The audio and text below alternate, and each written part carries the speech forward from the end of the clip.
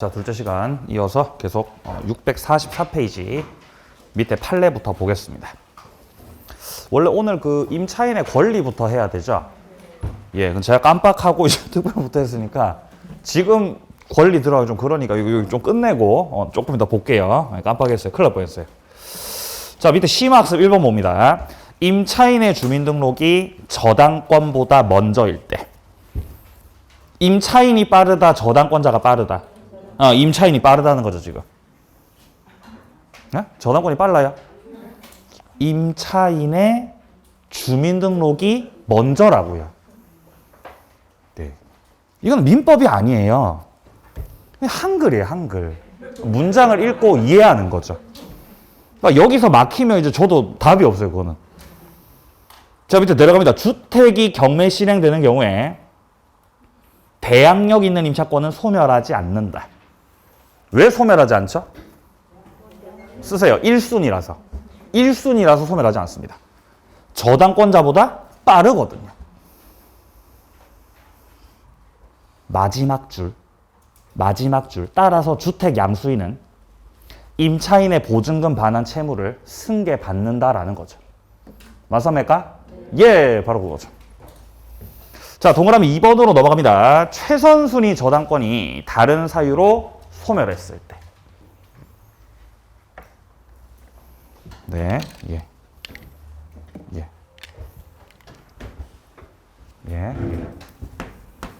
자, 일단 소유자가 있고요. 소유자가 있고 여기에 저당권자가 있었던 거예요. 자, 소유자가 있고 여기에 저당권자가 있었다.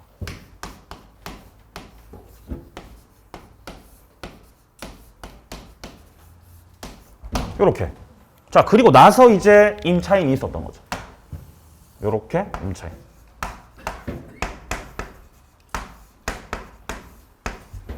자, 그리고 나서 또 후순위에 저당권자 또 있었던 거예요. 요렇게.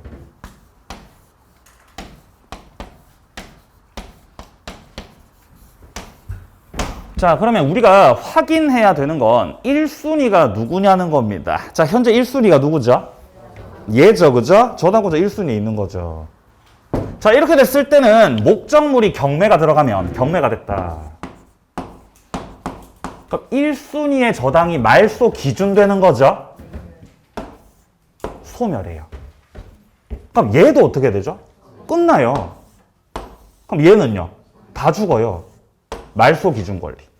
물귀신이라고요. 그럼 이때 임차인은 대항력 있다, 대항력 없다? 대항력 없다는 거죠. 임차인이 대항력 가지려면 몇 순위에 있어야 된다? 1순위 있어야 되죠? 지금 몇 순위에 지금? 2순위잖아. 대항력 없다는 거지. 자, 이거는 어디 나오냐면요. 이거는 잠깐만요. 이거 뒷페이지에 나와요. 646페이지 잠깐 와보세요. 646페이지. 자, 동그라미 3번에 보시면 중간에 낀 임차인이라고 돼 있죠? 이게 제가 방금 설명드린 거예요. 2순위 임차인이라는 겁니다. 첫째 줄 후순위 권리자가 실행시켰다. 자, 그리고 목적물은 경락됐다. 근데 선순위에 저당권이 있네. 그럼 얘가 말소 기준 돼버리거든요. 그럼 다 끝납니다. 다 소멸. 그러면 둘째 줄 중간 대항력권 갖춘 임차권도 함께 소멸하고 경락받은 사람은 임대인 지위승계를 받지 않는다. 문장 이해되죠? 이거 읽으면서 이해가 돼야 돼요. 다시 앞으로 돌아오세요. 자, 근데 앞에서 여기 지금 동그라미 2번 645페이지 위쪽에 동그라미 2번에서 설명하는 건 이런 사항이에요. 자, 소유자가 있고 자 1순위에 저당권자가 있고요. 책에서 나오는 대로 설명할게요. 자, 1순위 저당권자가 있고 그 다음에 임차인이 병 2순위에 있고 그리고 3순위에 저당권자 또 있다는 거지, 지금. 요렇게. 그러니까 왼쪽하고 똑같은 상황이에요. 그래서 경매 들어가면은 임차인이 이제 끝나고 없어지는 겁니다. 근데 여기서는 예를 들어서 임차인이 대위 변제를 해가지고 이 1순위 저당권을 없애버렸다면 얘를 없애버렸다면은 원래 2순위였던 임차인의 순위가 어떻게 돼요? 1순위로 올라가죠? 이러면 대항력이 있어 없어? 대항력이 1순위가 됐으니까 대항력이 있다는 거예요. 자, 그래서 첫째 줄 오른쪽에 낙찰대금 완납되기 전에 뭔 사유인지는 모르겠는데 1순위 근저당이 소멸했다. 1순위 근저당이 소멸했다. 그럼 1순위 저당권자가 가고 이제 임차인의 시대가 도래한 거죠. 2순위다가 올라가는 겁니다. 자, 이렇게 되면 대항력이 있는 거죠. 소멸하지 않는다. 자, 밑에 3번, 4번, 5번 이런 것들은 나중에 봐야 됩니다. 지금 보지 말고요. 자, 내려가세요. 4번. 파란색 4번. 주택 양수인에게 임대인 지위가 승계되지 않는 경우입니다. 자, 첫 번째 밑에 1번. 선순위 저당권 성립 후 나중에 임차인이 주민등록을 마쳤다. 그러면 임차인이 빨랐다, 저당권이 빨랐다. 저당권이 빨랐죠. 이러면 대항력이 없는 거다. 임대인의 지위는 승계되지 않는다라는 거죠. 자, 여기까지가 대항력이었습니다. 자, 다음 이제 뒤로 가서 보증금 회수로 넘어갑니다. 646페이지. 자, 보증금 회수에서는 세 가지가 나와요. 어떻게 하면 우리 임차인이 보증금을 떼지 않고 보증금을 무사히 회수할 수 있느냐? 보증금 회수. 보증금 회수. 자, 여기서 첫 번째로 나오는 게 우선 변제권이에요. 우선 변제권. 자, 그리고 또 뭐도 있냐면 우선 변제권뿐만 아니라 최우선 변제권도 있어요. 그러니까 우선 변제권이라고 하는 게 뭔가 성립 순서대로, 순위대로 배당받는 것이라면 이 최우선 변제 같은 경우는 배당받는 순서 필요 없이 제일 처음 받는 거예요. 그러니까 최우선이죠, 최우선. 최우선 변제권. 자, 그리고 한 가지 더, 보증금 회수. 임차권 등기 명령 제도가 있습니다. 임차권 등기 명령 제도가 있다. 이 세 가지를 다루게 됩니다. 자, 그럼 순서대로 우선 변제권 먼저 말씀드리면요. 일단 아까 전에 목적물을 인도받고 주민등록을 하면 뭐를 취득하죠? 대항력을 취득하죠, 그죠? 인도와 주민등록을 통해서 대항력을 취득한다. 자, 그리고 이 대항력이 전제가 된 상황에서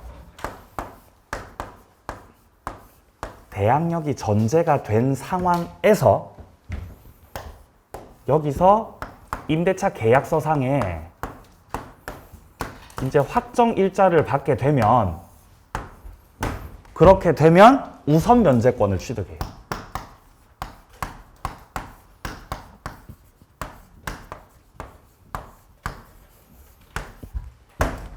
그래서 우선 변제권 취득하려면 확정 일자를 받으셔야 되는 거예요. 확정 일자.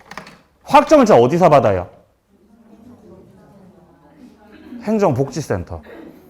그죠? 꼭 가서 이제 여기 확정 일자 도장 받는 거잖아요.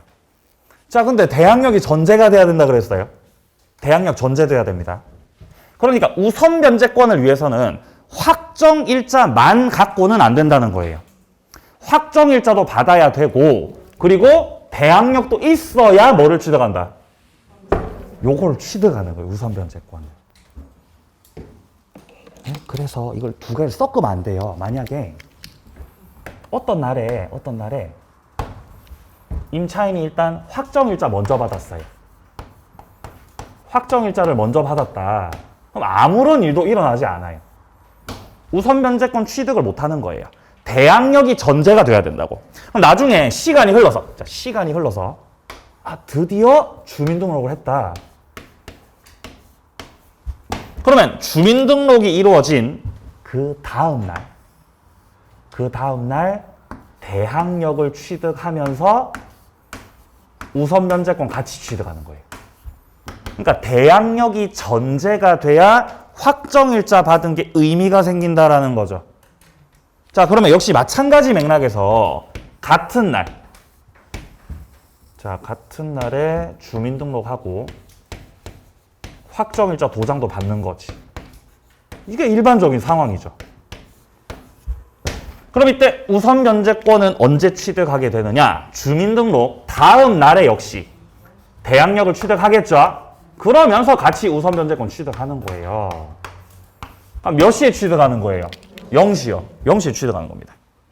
그럼 반대로 주민등록을 먼저 해놓고 조금 있다가 나중에 확정일자 받았다.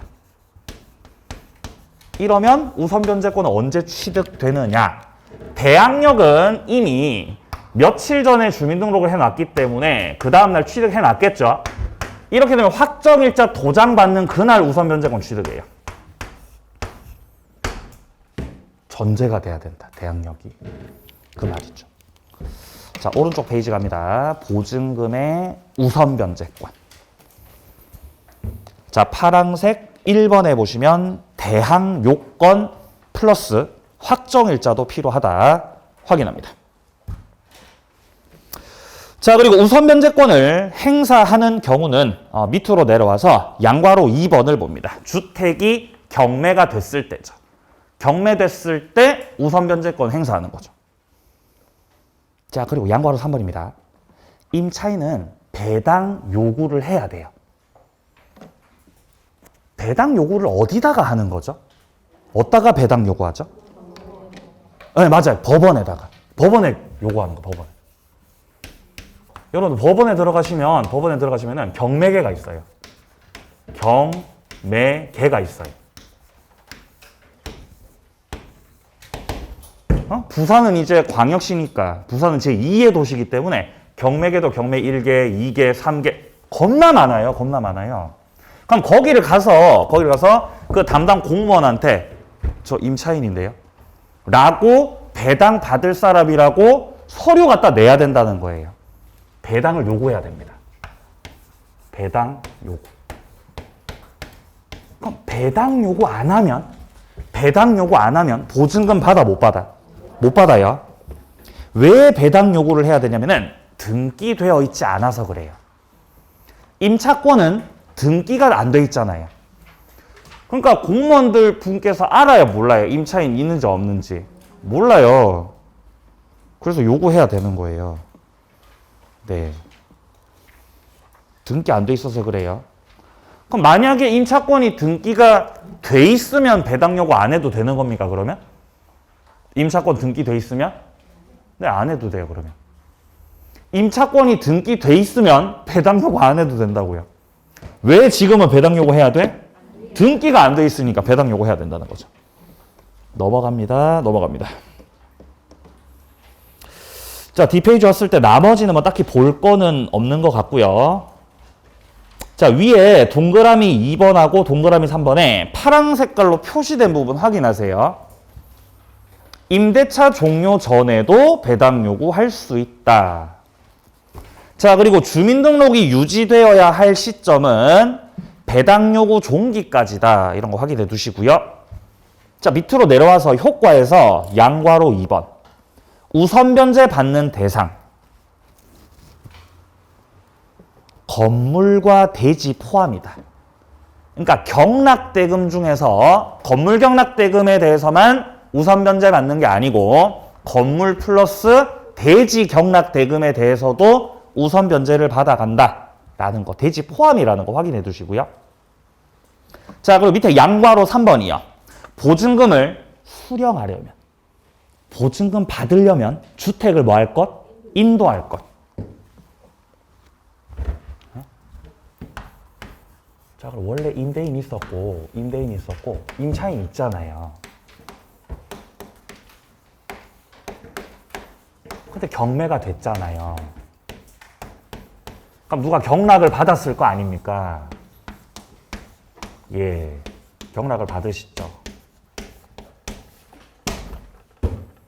근데 임차인이 수령을 하고 싶어. 내 보증금을 수령하고 싶어. 그럼 어디 가서 수령하죠? 맞아요. 법원 가서. 경매 법원에 가가지고 자, 보증금 받으러 왔습니다. 해가지고 이렇게 보증금을 수령해야 돼. 수령. 받아간다고 이렇게. 근데 수령할 때 네가 보증금을 수령하려면은 경락인한테 목적물을 뭐 해주라고? 인도시키라고. 그러니까 집을 비우라고. 보증금을 뭐 하려면? 수령하려면 집 비우라는 거예요.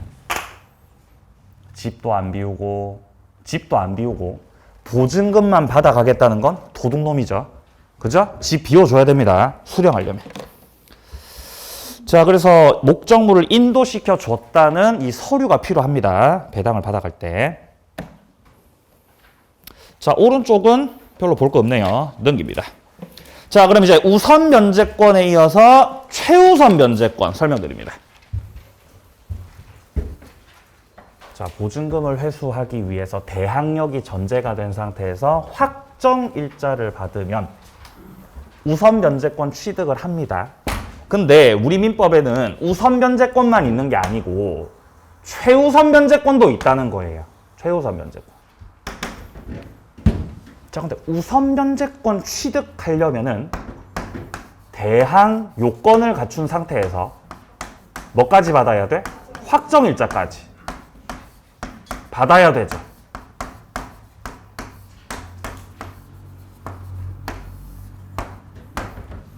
자, 근데 최우선 변제 같은 경우는 이거 주의하셔야 돼요. 대항 요건만 있으면 돼요.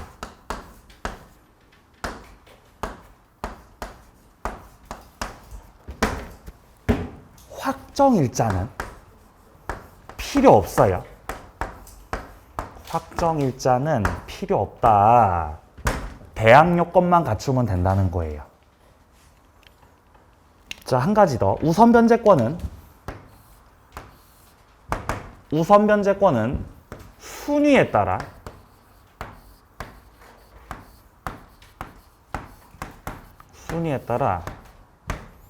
보증금 전액을 받습니다. 보증금 전액을 배당받는다. 물론 남아있는 경락대금이 없으면 다 못 받을 수도 있겠지만 경락대금이 있는 이상은 순위에 따라서 다 받아가는 거예요. 최대한도로 다 받아가죠. 자, 근데 최우선 변제는 좀 다릅니다. 이거는 순위를 무시해버리고 최우선으로 제일 먼저 받고 다만 전액을 배당받는 게 아니라 보증금 중 일정액을 받습니다. 보증금 중 일정. 아니, 최우선도로 받는데 보증금을 다 받아가면 그건 사기죠. 저당권자 힘들잖아요. 그러니까 일정액 받아가시라고, 일정액을. 차이가 있습니다. 자, 이 내용이 어디 나오냐면, 열심히 쓰셨겠지만 죄송합니다. 어디 나오냐면은 647페이지에 나와요.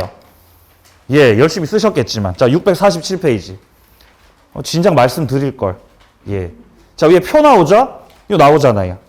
자, 왼쪽 칸에 보시면은 우선 변제권. 여기서는 대항 요건과 확정 일자가 필요하다.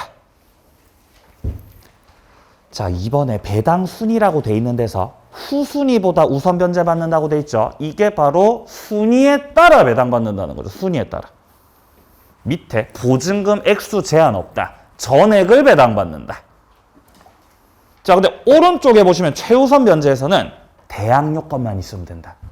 뭐는 필요 없다? 확정 일자 필요 없다는 거지. 자, 그리고 밑에 배당 순위에서 보증금 중 일정액을 최우선으로 받는 거예요. 자, 그리고 밑에 보증금 액수가 일정액 이하다. 그러니까 한도가 정해져 있다는 거죠. 자, 그럼 어떤 내용들인지 들어가서 보겠습니다. 자, 일단 650페이지에서요. 자, 조문을 먼저 확인하면 제8조가 나오고 있는데요. 자, 주택 임차인은 보증금 중 일정액에 관해서 주택가액에서, 자, 대지 포함입니다. 주택가액에서 다른 담보 물권자보다 우선해서 면제받을 수 있다. 이 경우 임차인은 주택 경매 신청 등기 전에 대항 요건을 갖춰야 된다. 확정 일자는 나와 있지 않습니다. 자, 그리고 밑에 0제 10조 2항에 보시면요. 임차인의 보증금 중 일정액이 주택가액의 2분의 1을 초과하는 경우에는 2분의 1 한도에서만 최우선 면제 받아갈 수 있습니다. 2분의 1을 못 넘깁니다. 자, 밑으로 내려가서요. 2번에 파란색 2번에 요건 나오죠. 최우선 면제를 받아가려면요. 보증금 액수가 이렇게 대통령령에서 정하고 있는 기준금액 이하여야 됩니다.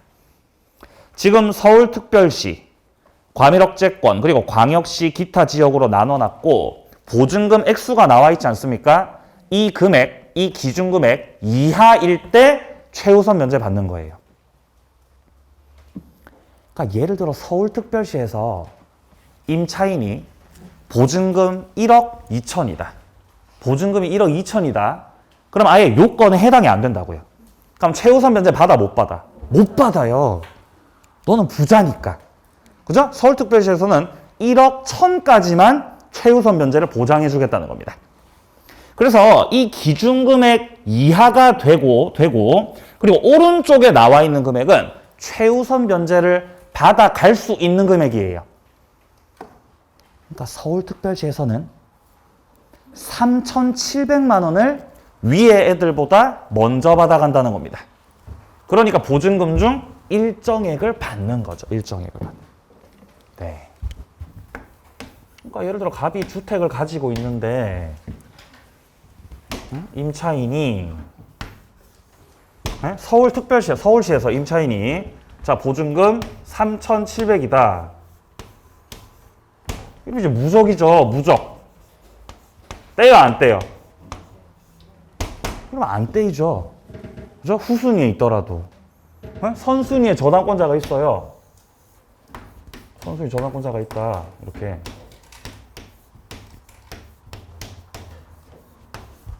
그럼 좀 머리가 좋은 분들은 3,700 이상은 안 걸죠.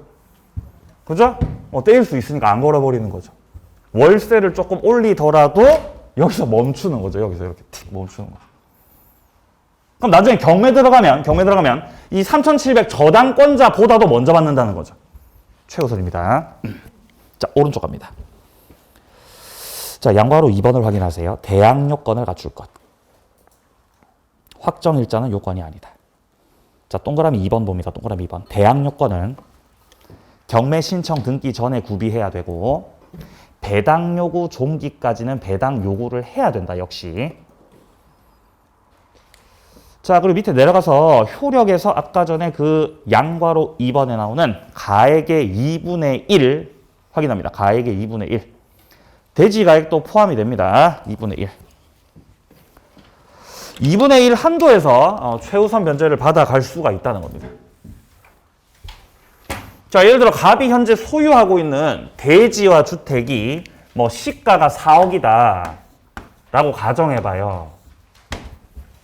그리고 저당권자가 갑한테 빌려준 돈이 2억이에요. 임차인의 보증금은 3,700. 괜찮죠, 이 정도면. 나중에 목적물이 경매되더라도 경락대금이 예를 들어 4억이라면은 3,700 임차인이 받고 저당권자 2억 받으면은 뭐 문제 없이 해결이 되겠죠. 그쵸? 자, 근데 임차인이 10명이에요. 목적물이 구분 소유가 가능해서 임차인 10분이 계시다고요, 여기에. 그럼 최우선 면제 얼마 받아간다는 거예요? 3억 7천 최우선 면제 받겠다는 거잖아요. 그럼 누가 망하죠? 누가 망해버려요? 얘가 망해버리죠, 저당권자가. 그러니까 그거는 너무하다는 거죠. 최우선 면제는 순위를 무시하고 받는 건데 목적물 가액에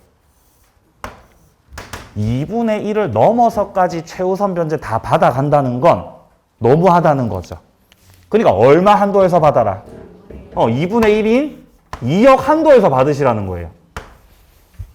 야, 너네 지금 세입자가 10명이니까 2억 한도에서 최우선 변제를 받아가라.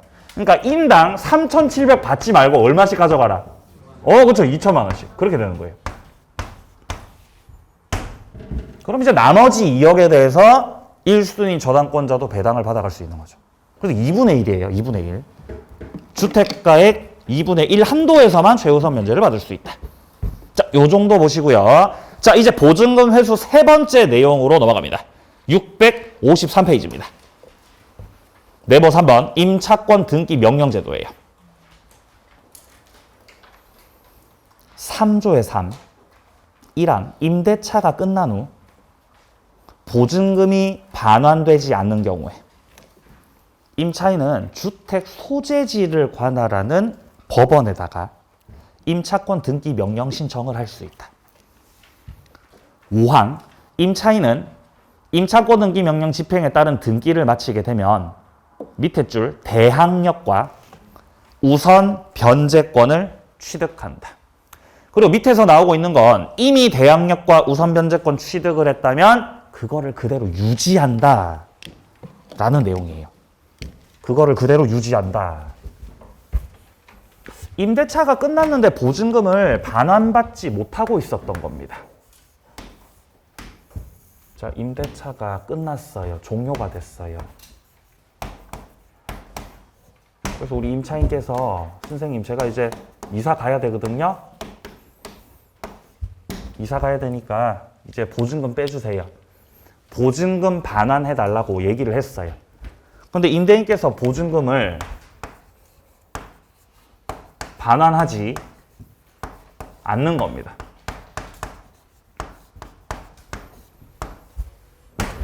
자, 그러면 보증금을 반환하지 않으니까 보증금 반환 안 하니까 임차인은 현재 갑이 소유하고 있는 그 주택에 주민등록이 돼 있을 거 아니에요.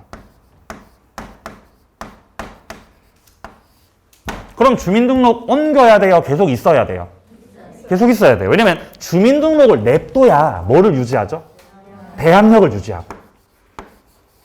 대항력이 전제가 돼야 또 뭐를 가질 수 있고? 예, 맞아. 우선 변제권.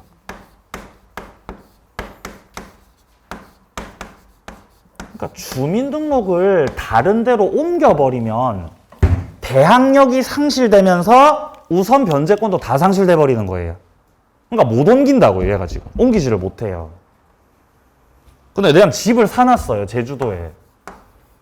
네? 제주에 집을 구해놨어요, 집을. 이사 가야 돼요. 이사 가고 싶어요, 빨리. 제주로 떠나고 싶어요, 빨리. 근데 제가 보증금 안 얘가 보증금 안 주니까 이사 가, 못 가? 이사 못 가요. 그리고 이삿짐을 제주로 다 옮겼다고 해도 주민등록을 제주로 못 옮기잖아요. 그죠? 불편하잖아요, 그러면. 네? 택배 왔습니다. 네? 택배가 어디로 와요? 아니, 택배 일로 왔다고, 택배 일로 왔다고. 네? 여기 예를 들어 뭐 대구다. 택배가 왔습니다. 네, 근데 깜빡했습니다. 예전 주소로 했습니다. 예? 그럼 대구 가야 되죠. 그죠? 우편물이 왔습니다. 또 대구로 오죠. 그럼 제주에서 이렇게 왔다 갔다 해야 되죠. 겁나 귀찮잖아요. 그러니까 이럴 때 우리 임차인이 마음 편히 이사를 갈 수 있도록, 자, 주민등록을 옮길 수 있도록 대구, 목적물 그 주택 소재지 관할 법원에 가가지고 임차권 등기 명령 신청을 하는 거예요.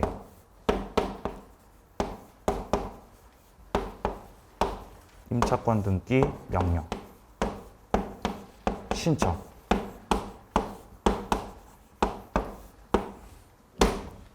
그래서 법원에서 받아들이면 임차인이 단독으로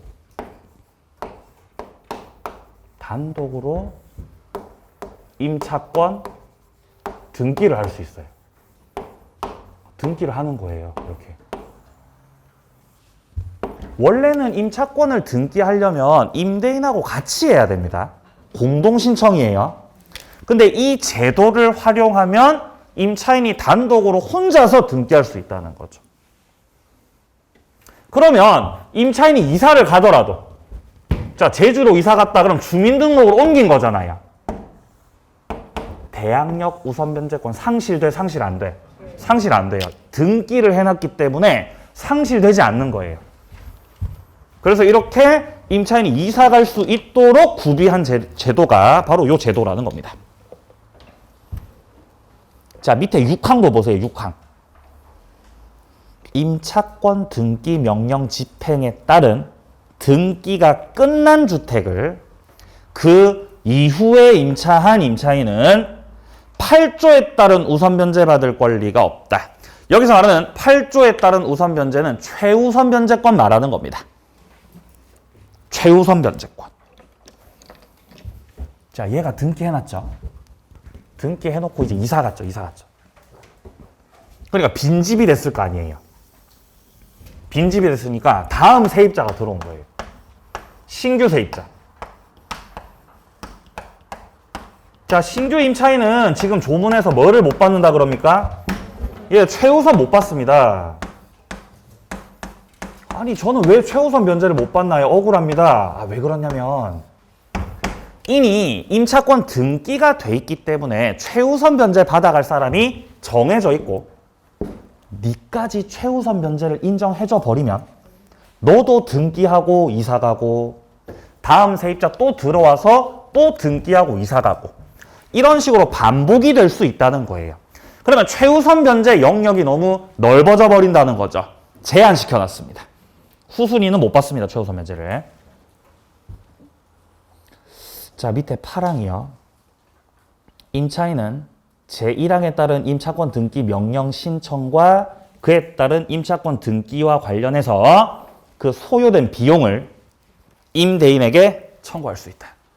등기 비용은 임대인이 부담하셔야 되겠죠. 왜냐하면 임대인 때문에 지금 등기하는 거니까. 자, 내려갑니다. 요건 내려가세요. 요건에서 양괄호 1번. 임대차가 끝난 후 보증금이 반환되지 않았을 때 주택 소재지를 관할하는 법원에다가 임차권 등기 명령 신청을 할 수가 있다. 뒤로 넘어가세요. 효력. 임차권 등기 이후에는 임차인이 대항요건을 상실하더라도 이미 취득했던 대항력과 우선 변제권은 상실되지 않는다. 양괄호 2번. 임차권 등기 명령 집행에 의한 등기가 맞춰진 주택을 그 이후에 임차한 자.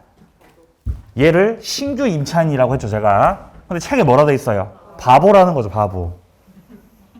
네, 바보예요. 너는 최우선 못 받아요. 못 받아요. 최우선 면제 받을 권리가 없다.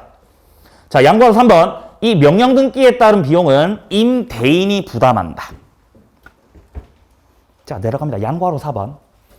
임대인의 보증금 반환 의무가 임차권 등기 말소 의무보다 먼저 이행되어야 할 의무다.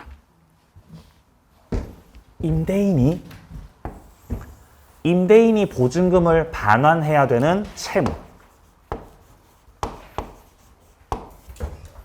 임차인이 경료된 임차권 등기를 말소시켜야 될 채무. 이거는 동시 이행 관계가 지금 아니라는 거예요. 동시에 이행할 게 아니고 네가 먼저 보증금 빼줘야. 네가 먼저 빼줘야 내가 임차권 등기를 말소시키겠다라는 거죠. 그러니까 여기서 이 보증금의 반환이 선이행 의무라는 겁니다. 동시 이행 관계가 아닙니다. 자, 양괄호 5번에서는요. 셋째 줄 오른쪽. 임차인은 별도로 배당 요구를 하지 않아도 당연히 배당받을 채권자에 속하는 걸로 봐야 된다. 왜 배당 요구 안 해도 돼? 맞아요. 등기돼 있어서 그런 거죠. 등기돼 있잖아요. 배당 요구 안 해도 되는 거죠. 자, 여기까지 해서 주택임대차 보호법 관련된 내용들 마무리하겠습니다. 자, 마지막으로 오른쪽에서요. 오른쪽 페이지에 좋은 박스에서 7조에서 차임 증감 청구권이 나오고 있는데요. 1항의 셋째 줄, 1항 셋째 줄. 증액 청구할 때는 계약이나 약정한 차임 보증금 증액이 있은 후 1년 이내에는 하지 못한다. 그러니까 1년에 한 번씩 증액할 수 있다는 거고, 그리고 2항에 나오고 있는 건 이미 정해진 차임이나 보증금의 20분의 1 초과하지 못한다. 5%죠. 1년에 한 번씩 올릴 수 있고 5% 초과해서 올릴 수 없다는 것이에요. 임차인 보호 규정이죠. 자, 여기까지 주택임대차 보호법을 마무리하겠습니다. 자, 이제 상가 건물임대차 보호법으로 갑니다. 이제 상가로 가요. 상가.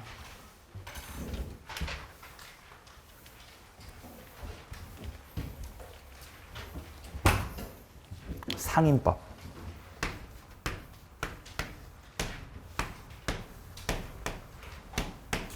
상가 임대차 보호법. 자, 일단 둘 다 임대차 보호법이죠. 임대차 보호법.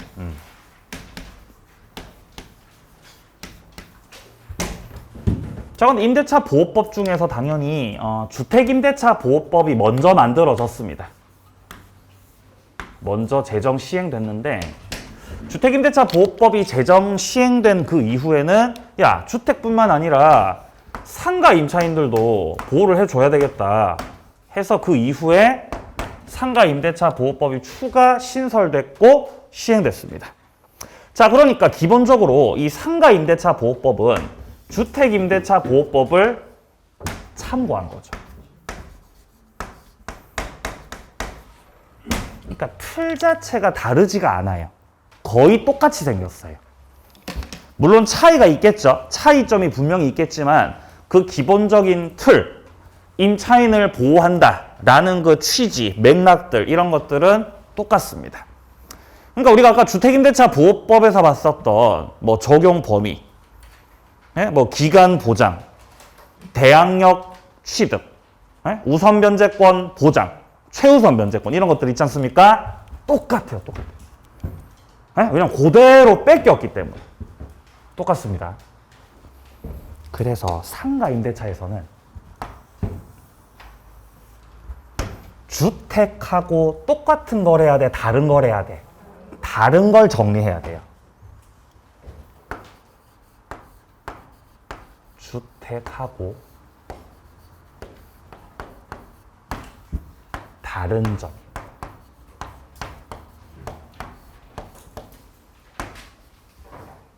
점이 출제되죠. 그러니까 주택하고 똑같은 거를 정리할 필요가 없고 다른 걸 정리하셔야 된다. 그럼 다른 게 뭡니까? 첫 번째, 환산보증금.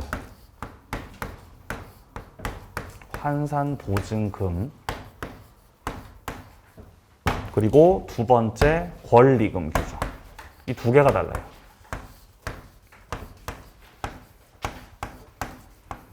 이 두 개가 달라요. 주택하고 달라요.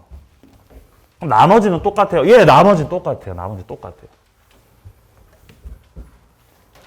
자, 그리고 작년에 7월 31일자로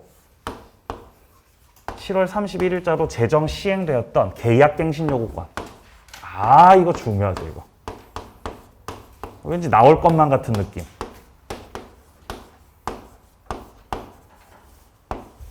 자, 계약갱신 요구권은 원래 상가 임대차 보호법에 있었던 제도였는데 주택에도 추가됐습니다. 네, 그래서 추가적으로 요거를 좀 중점으로 또 정리할 필요가 있겠다. 자, 이거는 상가에도 있고 주택에도 있습니다. 원래 상가에 있었던 제도였는데 주택에서도 이제 할 수 있도록 추가시켜놨죠. 네, 내려갑니다. 자, 659페이지 내려가세요. 자, 밑에 기간 보장. 자, 아까 주택임대차 보호법은 최단기 2년이었죠. 상가는 1년입니다. 상가 1년. 자, 여기도 묵시갱신, 갱신 요구권 이런 제도들이 있고요.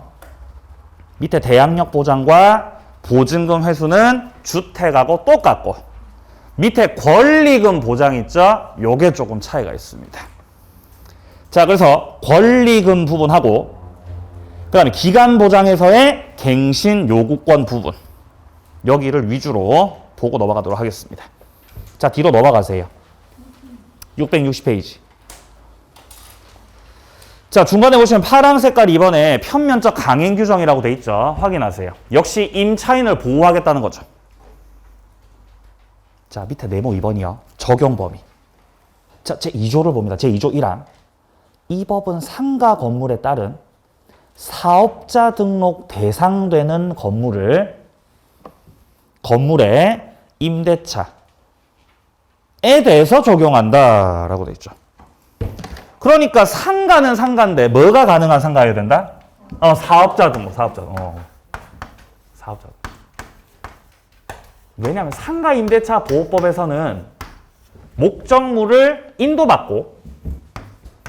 인도를 받으시고 사업자 등록을 했을 때 그 다음날 0시서부터 대항력까지거든요. 네. 주택에서는 인도받고 뭐였죠? 주민등록이었잖아요. 근데 상가는 인도받고 사업자 등록이라는 거죠. 사업자 등록 어디서 하죠? 그렇죠. 세무서에서 하는 거죠. 그죠? 관할 세무서에서. 자, 밑으로 내려갑니다. 자, 밑에 줄에 보시면 이런 말이 나오죠. 다만. 자, 1항 세 번째 줄이에요. 다만. 상가 건물 임대차 위원회 심의를 거쳐서 대통령령으로 정하는 그 보증금액을 초과하는 임대차에 대해서는 적용하지 않는다. 자, 밑에 3항. 환산보증금을 초과해도 적용되는 사항들이 있다. 자, 밑에 대항력, 권리금, 갱신 요구권 보장 이런 것도 확인해 두시고요. 자, 오른쪽으로 가보죠. 자, 일단 이 법이 적용되는 건 자, 파란색 1번입니다. 사업자 등록 대상되는 상가 건물이어야 한다. 사업자 등록 대상. 자, 그리고 양괄호 2번입니다. 상가 건물에 해당되는지 안 되는지 역시 공부상 기준 판단이 아니라 실제 영업용으로 쓰고 있는지 없는지를 보고 판단을 합니다. 양괄호 3번이요. 양괄호 3번 밑에 단락입니다. 둘째 줄 오른쪽 단순히 상품 보관, 제조, 가공 등의 사실 행위만이 이루어지고 있는 공장이나 창고다.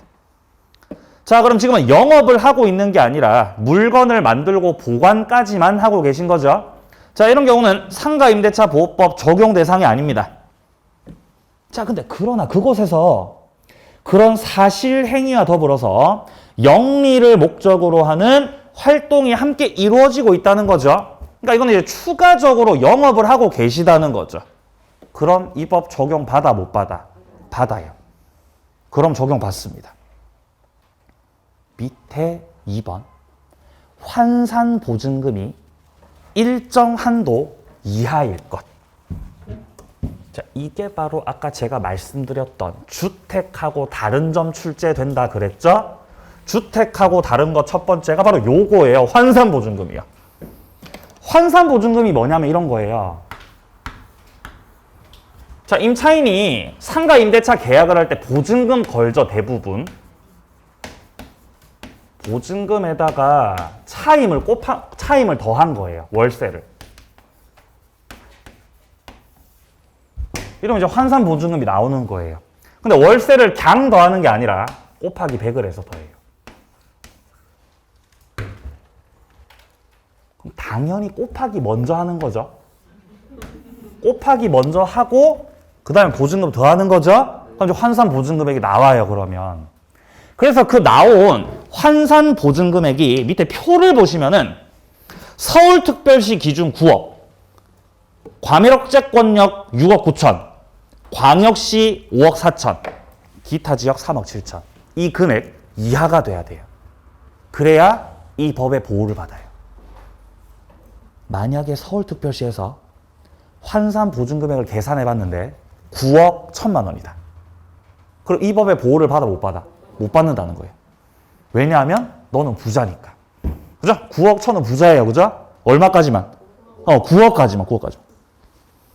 그러니까 주택임대차 보호법은 이런 거 없었습니다. 물론 최우선 면제 받는 기준 금액은 있었지만 이 법이 적용되냐 안 되냐 거기에 대해서는 기준이 없었는데 상가는 그 기준이 있다는 거예요.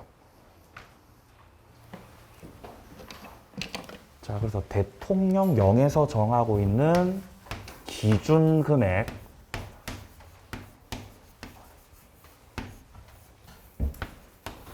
이하일 때,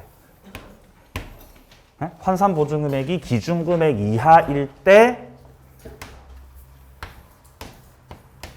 상가 임대차 보호법에 의해서 보호받는다 이렇게 말할 수 있는 거예요.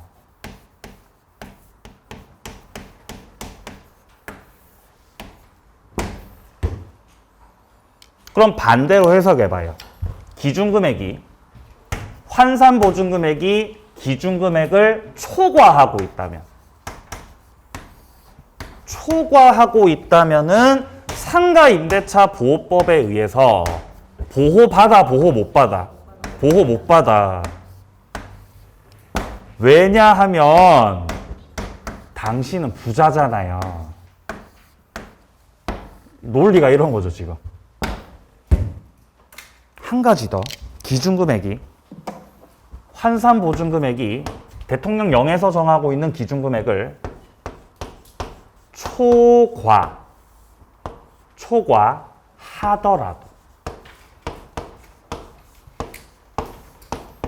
초과하더라도 적용되는 규정이 있다. 예외적인 거죠. 그러니까 일단 대원칙은 초과하면 이 법에 의해서 보호를 못 받는다라고 할 수 있지만 그럼에도 불구하고 적용되는 규정들이 있다는 거예요. 첫 번째, 대항력은 인정해준다. 적어도 장사를 하고 쫓겨나면 안 될 거지 않습니까? 대항력은 인정을 해주겠다. 두 번째, 계약 갱신 요구권도 인정해준다. 왜냐면 이게 밥줄이잖아요. 이게 상가 임차인의 밥줄입니다. 갱신 요구권 세 번째. 권리금도 보장해줍니다. 권리금 보호규정. 자, 네 번째. 3기 연체 시 해지. 자, 차임 3기를 연체하면 임대인이 너 나가. 해지 규정 적용된다. 주택에서는 2기 연체하면 끝나거든요. 상가는 3기죠. 왜 3기죠? 상가라서. 그죠? 상가가 3기예요. 자, 다섯 번째. 표준계약서. 이것도 적용돼요. 초과하더라도. 그러니까 초과해도 적용되는 규정은 이렇게 5가지인데 자, 여기서 1, 2, 3번 세 가지는 반드시 아셔야죠. 대항력 보장되고 계약갱신 요구권 인정되고 권리금 받을 수 있고. 밑에 양바로 3번에 나오고 있잖아요. 환산보증금 액수를 초과하는 임대차에서도 인정되는 사항, 갱신 요구권, 대항력, 권리금, 3기 연체 시 해지 나와 있죠.